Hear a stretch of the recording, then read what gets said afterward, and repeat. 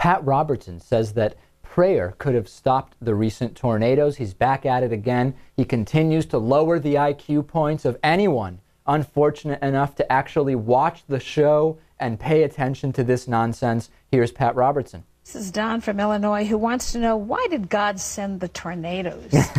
By the way, the question asked on a different show would be an overt parody. But on this show, this is actually considered a serious question, okay? God didn't send tornadoes. God set up a world in which certain currents interfere and interact with other currents. When you have a warm group of air coming out of the south, coming up against a cold mass that's up in the north, you'll get vortexes, and that in turn will spawn tornadoes. It'll spawn them. God doesn't send tornadoes to hurt people. He doesn't send, you know, we call them acts of God, but they're not.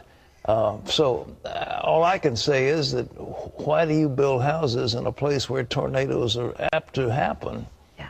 Well, and this year, of course, the weather patterns, the warm winter and the warm, you know, early part of the year that we're having seems to affect all of that. But I think the bigger question for people spiritually is always not so much why did God send them, but why didn't he intervene? You don't you think people always ask that question when there's tragedy? If enough people were praying, he would intervene. You can pray. God, right. Jesus stilled the storm. You can still storms.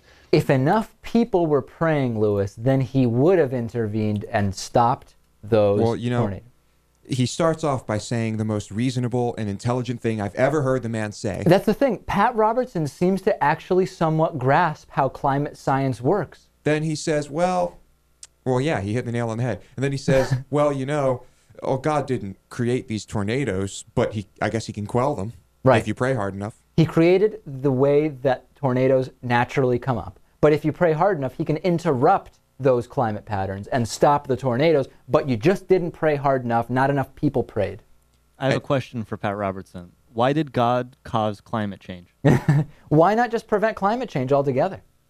Anyway, I'm going to agree with Mr. Robertson and say that if you live in Tornado Alley, maybe you should move, or maybe you should have your house built underground, live in a basement. But certainly don't tell them just to pray harder. And you know, this is that blame the victim mentality. It's good to know that this so-called religious man is so concerned about the death and destruction of so many lives. I mean, nothing like blaming the victims for being in the wrong place and then not praying hard enough. What would Jesus do, I wonder, Lewis? I mean, really, what would Jesus do and say about this? Don't answer that. Let's move on, actually, before Lewis good idea. Good idea. Moves on, yeah.